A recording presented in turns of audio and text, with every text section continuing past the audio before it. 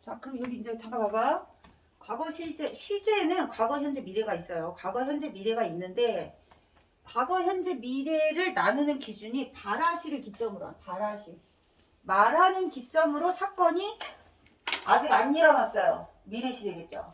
사건이 일어났어요. 과거 시제겠죠. 말하는 시점과 사건 시가 일치하면 현재 시제겠죠. 발화시를 기준으로 사건이 먼저냐, 나중이냐, 아니면 일치하냐 이 뜻이에요.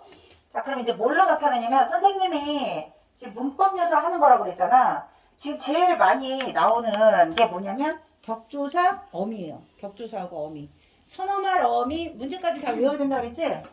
시제를 나타내는 건 선어말, 어미야. 선어말, 어미는 어말어미 앞에 온다는 뜻이에요. 어말어미는 단어의 끝에 온다는 뜻이다. 어말어미 뭐 있다 그랬죠? 종결, 연결, 전성. 종결, 연결, 전성 어미는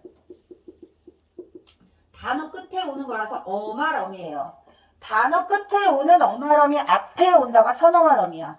그래서 선어말어미는 시제하고 높임밖에 없어. 저거 선어말어미는 뭐밖에 없다고? 시제하고 높임밖에 없습니다. 자, 그러면 시제 선어말어미 과거 시제 아시나 어을 붙이면 돼. 갔다, 먹었다, 뛰었다. 과거 시제겠죠? 갔다, 먹었다, 뛰었다 하고 갔었다, 먹었었다. 차이점이 뭘까요? 두 개 썼으니까 당연히 지금보다 훨씬 더 먼 과거, 대과거야. 근데 하나 더 추가해서 시험에서는 현재와 단절된 과거 시제다 해서 대과거라는 표현을 씁니다. 현재와 단절된. 나 어렸을 때 좀 그런가? 유치원에서 오줌 싼 적 있었는데. 그런 진짜 있잖아요. 근데 지금까지 오줌 싸면 큰일 나지. 글을 썼다. 현재와 단절되어 있는 과거의 동작. 그거를 대과거라고 합니다. 현재와 단절되어 있는 대과거 추가하시고요. 이거 무슨 뜻이에요? 현재 시제 선어말 어미는 동사에는 쓸 수 있지만 뭐에는 쓸 수 없어. 형용사에 쓸 수 없어. 그럼 형용사 현재형은 뭘까요? 능이나 니은 붙이지 않고 그냥 기본형 자체가 현재라고 했어요. 예쁘다가 현재인 거야. 예쁘다가 기본형이야. 먹다가 기본형이야. 동사. 그럼 먹다 동사는 현재형으로 만들면 뭐가 된다고? 먹는다가 되는 거야. 이게 차이점이야. 동사 형용사에서는 무조건 현재 시제 선어말 어미 너무너무 중요하다고 했습니다.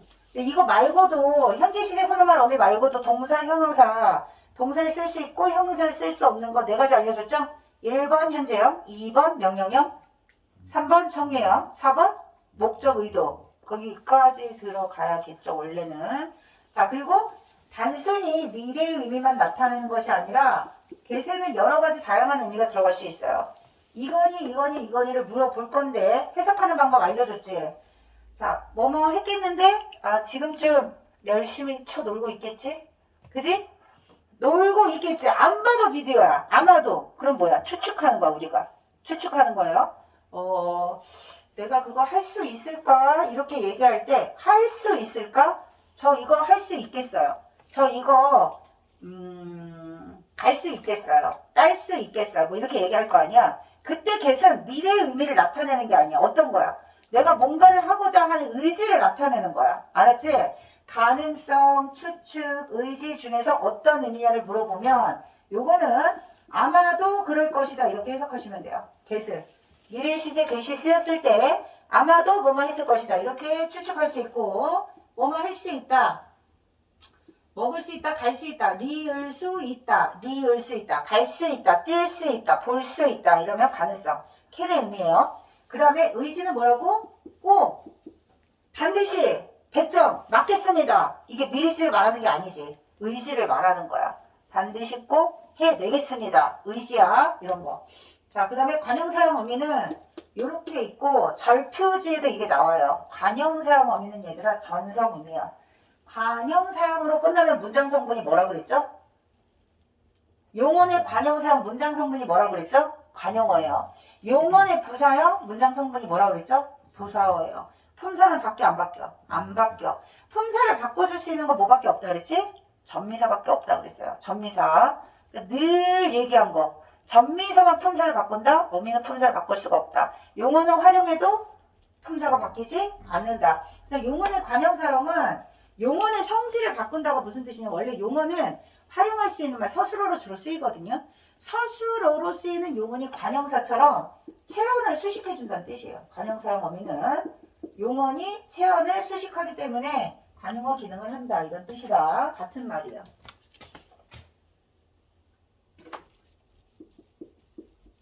그 다음 이런 말들은 시간을 나타내는 문장성 부사어가 됩니다. 자, 그 다음 요거 많이 틀렸어. 여기 많이 틀린 사람들 보조용언을 중학교 때 안 배웠기 때문에 보조용언 문제가 반드시 시험에 나오거든요. 물론 니네 이거 이번 내신에는 안 들어간다 그랬어. 아까 얘기했지 왜 중요한지. 무조건 다음 학기 시험이야. 다음 내년. 자, 그래서 보조용언은 여기 보시면 먹어버렸다, 빨래가 말라있다 이렇게 되는 거야. 먹어버렸다, 띄어버렸다, 버려버렸다, 버려버렸다도 있을 수 있지.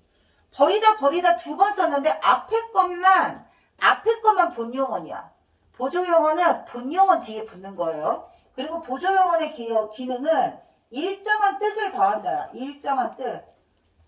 서술어가 2개 이상 쓰였을 때 2개 이상의 서술어 중에서 앞에 오는 게 본용언이야. 뒤에 오는 게 보조용언이야. 얘가 서술어일 때 이 서술어의 중심 의미는 얘가 갖고 있는 거야. 오늘 문법 유사 한 것 중에서 사동의 뜻을 가지고 있는 보조용언이 개하다예요. 사동 표현 개하다. 피동 표현 개되다. 먹게 되다는 먹다의 피동의 의미를 더하는 거야. 되다는. 그 다음에 먹게 하다는 먹다의 사동의 의미를 더하는 거야. 가게 하다, 뛰게 하다, 먹게 하다, 자게 하다. 본용언이 중심 의미를 결정하는, 서술의 중심 의미를 결정했다면 뒤에 오는 개하다는 모두 공통된 의미를 나타내. 어떤 의미? 사동의 의미. 그러면 먹지 않는다, 자지 않는다, 가지 않는다, 뛰지 않는다. 지 않다는 무슨 의미를 더하겠어? 부정의 의미를 더하겠죠. 이런 게 보조용언이에요. 모든 용언을 결합해서 일정한 의미를 더해준다. 좀 어렵게 나오면 아까 버려서 아까 뭐라 그랬지? 버려버렸다. 버려버렸다는 둘 다 버리다지만 앞에 버리다가 쓰레기통에 뭔가를 넣었다 중심 의미예요. 그럼 뒤에 버렸다는 뭐냐면 먹어버렸다, 가버렸다, 뭐라고? 완료상의 의미를 더해주는 거예요. 이런 뜻이야. 보조용언 알아둬야 돼. 자, 그 다음에 연결어미는 문장이 끝나는 게 아닌 거잖아요. 문장이 끝나지 않았다. 선생님이 이거 표시 왜 해준 거야? 동작이 끝났으면 완료상이야. 동작이 끝나지 않으면 진행상이야. 자, 연결음이 밥을 먹고서 뛰었다. 그러면 밥 다 먹고 뛰는 행동 한 거죠. 먹은 행위는 끝난 거야. 완료한 거야. 근데 밥을 먹으면서 걸었어. 그럼 시간이 없으니까 먹으면서 걸어가는 거니까 먹는 행위 안 끝난 거죠? 이 뜻이에요. 여기에 출제 포인트는 보조용언하고 연결어미를 틀린 사람이 너무 많다는 거. 똑같이 문제까지 다 외워야 되는 이유고요. 그 다음에 능동하고 피동은 선생님의 공식을 저번에 뭐라고 써줬어? 능동, 피동 바뀌는 건 무조건 이거 문장 성분 변화를 알아야 된다고 그랬죠? 문장 성분이 이렇게 바뀌면 첫 번째 나오는 주어가 부사어가 되는 거고 목적어가 주어가 되는 거라고 그랬어요. 그래서 능동 표현에서 동작의 주체 말고 동작의 대상이 되는 목적어가 주체가 되는 거니까 당하는 목적어, 당하는 사람의 입장에서 쓰는 게 피동 표현이에요. 첫 번째가 문장 성분 이렇게 바뀌는 걸 선생님이 이렇게 써준 거야. 문장 성분 변화가 나오고요. 두 번째는 서술어를 이렇게 바꿔주시면 됩니다. 서술어 이렇게 바꿔주고 얘만 보조용언이야. 얘만. 보조용언 여기 띄어쓰기 하는 겁니다. 띄어쓰기 하는 게 원칙이야. 그 다음에 피동 표현에서 많이 나오는 게 잘못된 이중피동. 이중피동은 여기 있는 것 중에 2개 섞어서 쓰는 거라고 그랬죠. 리하고 어지다를 쓸 수도 있지만 되다랑 히를 같이 쓴다든지 이런 식으로 아무거나 2개를 섞어 쓰는 거야. 그러니까 이것만 기억하고 있으면 되고 이거 기억한 거에다가 이중피동은 가장 많이 나오는 게 이거야. 열려지다, 닫혀지다, 씌어지다 이런 식으로 이히리기에다가 어지다를 붙이는 게 가장 많이 쓰여요. 열어지게 되다 이렇게 쓰기도 해. 열어지게 되다. 이것도 틀리겠죠? 왜 틀렸어? 열어지게 되다. 어지다에다 게되다를 썼으니까. 뭔 말인지 알겠지? 이렇게가 가장 많이 쓰인다고 했다. 자, 그 다음에 사동 표현은 선생님이 공식이 첫 번째가 시키지 않아도 하는 게 주동이야. 자기 주도 기억하라고 그랬죠? 자기 주도 아니고 누군가가 시켜야 되는 거니까 시키는 사람이 반드시 문제 제시가 되는데 그 시키는 사람이 새롭게 주어가 되는 거고 원래 주동 표현에 있었던 주어가 이렇게 바뀌는 거라고 했습니다. 근데 사동 표현에서 시키는 사람이 직접 행위를 할 수도 있고 시키는 사람이 행위를 하지 않고 시키는 대상한테 행위를 하게 할 수도 있다 그랬죠. 아이를 웃게 한다. 직접 사동이야 간접 사동이야? 엄마가 아이를 웃게 한다. 직접 사동이야 간접 사동이야? 간접이야. 대하다는 간접만 되는 거야. 간접. 엄마가 아이를 웃게 한다. 웃는 건 아이가 하는 거겠죠. 웃게 만드는 거야. 그리고 아이가 약을 먹었어. 아이에게 약을 먹였어. 자, 아이에게 엄마가 약을 먹였다. 사동점이사 뭐야? 이 쓰였어. 이. 그럼 먹이는 행위가 엄마가 아이 입에다 이렇게 넣어주는 건 엄마가 직접 하는 거죠. 근데 엄마가 아이에게 약을 먹으라고 식탁에 갖다 놓고 너 약 먹어 이렇게 시킨 거야. 그건 간접사동인 거야. 이해됐지? 직접 사동일 수도 있고 간접 사동일 수도 있고 간접 사동의 의미만 나타낼 수도 있어요. 그래서 사동 표현에서는 직접인지 간접인지 구분하는 게 시험에 나온다. 물론 이게 가장 기본이고 자 그리고 진짜 중요한 게 있어. 고난도 문제에서 고학년 문제에서 사동 표현이 되면 주동 표현에서 사동 표현으로 넘어가면서 문장 성분 한 개가 추가됐죠. 주어가 하나 더 나오니까 뭐가 바뀔까요? 자릿수가 바뀌어요. 자릿수. 그러니까 원래 주동 표현에서 아기가 밥을 먹었다. 몇 자리 서술어요? 먹다 몇 자리야? 아이가 밥을 먹었다. 세 자리, 두 자리죠? 잘못 말했어. 서술어를 제외한 나머지 필요한 문장 성분의 개수가 자릿수라고 했습니다. 두 자리 서술어인데 사동 표현으로 바꾸면 주어가 하나 더 생기니까 세 자리. 그럼 한 자리 서술어를 사동 표현으로 바꾸면 두 자리 서술어가 되겠죠. 어떻게 된다고? 주동에서 사동으로 바꾸는 순간 자릿수가 추가된다는 거. 시험에 나와요. 자릿수. 자, 그래서 주어 요거 하나 되기 때문에 자릿수가 서술어의 자릿수가 늘어난다. 자, 그 다음에 피동하고 사동 한 번에 하는 거. 자, 피동하고 반대되는 건 뭐라고 그랬죠? 능동이라고 그랬어요. 사동하고 반대되는 건 주동이라고 했어. 그래서 얘는 능동이 될 수도 있고 주동이 될 수도 있는 거라고 했어요. 그럼 능동이에요, 주동이에요 구분하는 거 나온다, 안 나온다? 이렇게 대비되는 거, 이렇게 대비되는 거. 능동될 수도 있고 피동될 수도 있으니까 주동될 수도 있으니까 안 나온다가 아니라 주동과 능동의 개념이 같은 개념일 수 있다는 걸 얘기를 하는 거야. 그래서 굳이 구분하는 게 나오진 않지만 피동과 반대되는 거랑 사동과 반대되는 게 똑같으면 구별이 안 되기 때문에 능동, 주동. 결과적으로 네 개를 다 알아야 되는 거야. 주동 반대 피동을 이러면 안 되는 거야. 주동 반대 사동, 능동 반대 피동 이렇게 되는 거다. 자 그러면 얘는 아까 이렇게 바꾸라고 했고 그 다음에 서술에 뭐 붙이면 돼? 이희리기 작다 당하다 되다 개하다. 이거는 니네 책에 나와서 개정된 교과서에 추가돼서 이게 들어간 거예요. 예전에는 여기까지만 해도 됐는데 추가된 내용이에요. 서술을 바꿔주면 됩니다. 그 다음 사동 표현은 자 봐봐 하나 두 자리 서술어야. 작다는 몇 자리 서술어야? 두 자리 서술어야. 근데 사동문이 되니까 주어가 하나 늘어나서 몇 자리가 됐어? 세 자리가 된 거야. 자릿수가 어떻게 된다고? 늘어나. 그 다음 이건 그냥 외우시는 거예요. 자 높임편에서 누구를 높일까요? 주체, 객체, 상대를 찾으면 돼. 근데 주체, 객체, 상대를 어떻게 찾아야 돼? 문장 성분으로 찾아야 돼. 그럼 상대만 듣는 이가 누군지를 찾으시면 돼요. 상대만. 자 다시 누구를 높인다고? 주체, 객체, 상대. 문장 성분 물어봐. 문장 성분 격조사가 결정해. 여기다 아직도 깨를 쓰는 사람이 있습니다. 깨는 부사격이에요. 할머니께, 어머니께, 선생님께. 깨는 부사어다. 선생님께 드렸다지. 선생님께 잡수셨다. 이런 거 아니죠. 특수어휘도 바꿀 수 없단 말이야. 공식처럼 바꾸면 안 돼. 섞으시면 안 돼요. 주체 높임법, 그 다음에 객체 높임법. 주체 높임 들어가면 간접 높임 반드시 물어본다. 이것도 공식.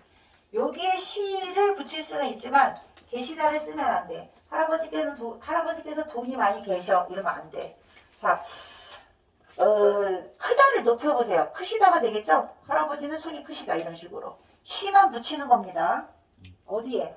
신체 일부나 소유물 등. 또는 할아버지의 생각, 할아버지의 말씀 높일 수 있습니다. 자, 그 다음에 오늘 교장 선생님의 훈화 말씀이 계시겠습니다. 왜 틀린다고? 특수어 있으면 안 된다고. 교장 선생님이 훈화 말씀 하셨어. 이렇게인데 있으시겠습니다는 돼. 그 다음에 목적어 부사어 다 높이는 게 객체 높임이기 때문에 객체 높임에서는 문장 성분을 안 물어볼 수가 없습니다. 할머니를 모시고 갔다. 목적격 조사 바뀐다 그랬어? 안 바뀐다 그랬어? 안 바뀐다 그랬어. 근데 동생에게 물었다. 할머니로 바꿔보세요. 할머니께 여쭈었다. 부사격 조사 깨 쓰면 되고, 근데 원래는 높이지 않아야 되는 대상한테 에게를 쓰고 높여야 되는 대상에만 깨를 쓰는 겁니다. 깨하고 깨서하고 혼동하면 안 된다고 그랬다. 그 다음에 특수어휘 요거, 그리고 주체높임 특수어휘하고 객체높임 특수어휘를 절대 바꾸면 안 된다. 오늘은 2개 써줬어요. 먹다의 높임말이겠죠? 드셨어? 잡수셨어? 이렇게 높일 수 있어. 동생아 떡볶이 드셨어? 이렇게 안 하는 거죠. 그러니까 높이는 말이라고 보시면 됩니다. 자, 그 다음에 듣는 이를 높이는 상대 높임은 높일 수도 있고 낮출 수도 있다가 포인트고요. 종별 표현으로 높이는 거야. 내가 어떻게 해석하라고 그랬니? 누구를 어떻게 높였는지 풀이하라고 그랬어요. 높임 표현 풀이 방법이야. 그리고 풀이할 때 이렇게 문법 요소를 물어보니까 선어말음이 격조사 특수어휘 이렇게 기억하시면 됩니다. 자, 그다음 공적인 상황에서는 격식체니까 비격식체는 언제 쓰겠니? 무슨 상황에서 쓰겠니? 공적인 상황 반대가 뭐예요? 사적인 상황이야. 사적인 상황에서 서로 친근한 사이에서 주로 쓰는 표현이겠죠. 그다음 여기 부속 성분은, 자, 주성분은 생략하면 어색한 필수 성분이라고 했습니다. 서술어가 자릿수를 결정한다고 그랬어요. 주어 하나만 있어도 되는 서술어 하나만 말해봐. 주어 하나만 있어도 문장이 완성되는 한 자리 서술어를 말해보세요. 한 자리 서술어. 날이 춥다. 눈이 온다. 이딴 거 한 자리야. 주어 하나만 있어도 돼. 그럼 2자리 서술어부터는 주어 이외에 뭐가 필요하다고 그랬죠? 목적어가 필요할 수도 있고 보어가 필요할 수도 있고 부사어가 필요할 수도 있어. 근데 그거 구분하는 방법도 알려줬어요.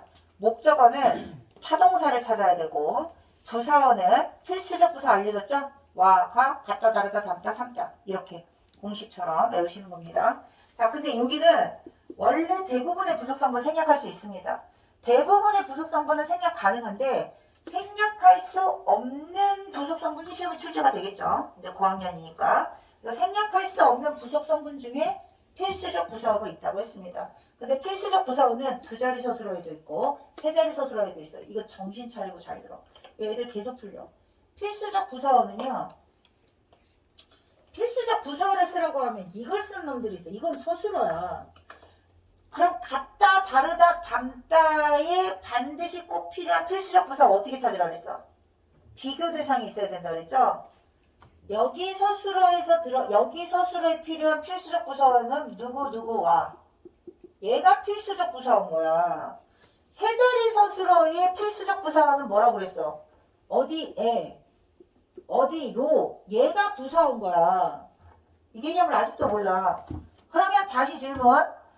필수적 부사어를 필요로 하는 3자리 서술어의 부사어 빼고 나머지 성분이 뭐야? 3자리 서술어에서 필수적으로 요구하는 성분이 부사어 빼고 나머지가 뭐야? 주어, 목적어겠죠. 주어, 목적어, 부사어가 모두 있어서 3자리 서술어인 거야. 알았니? 자릿수를 의외로 애들이 잘 이해를 못하더라고. 1자리, 2자리, 3자리는 누가 결정해? 서술어가 결정해. 원칙적으로 주어 하나만 있어도 돼. 2자리부터는 목적어 될 수도 있고 보어 될 수도 있고 부사어 될 수도 있는데 주어, 보어를 필요로 하는 2자리 서술어는 뭐예요? 여기 적어줬지. 되다, 아니다가 주어 이외에 보어가 필요한 2자리 서술어인 거야. 다 써줬습니다. 틀리는 거 풀이 과정까지 모두 써줬어. 이렇게 써줬는데 나만 쓰면 뭐해? 외우세요. 아셨죠? 다음 주까지 다 외워온다. 제시 보러 온다.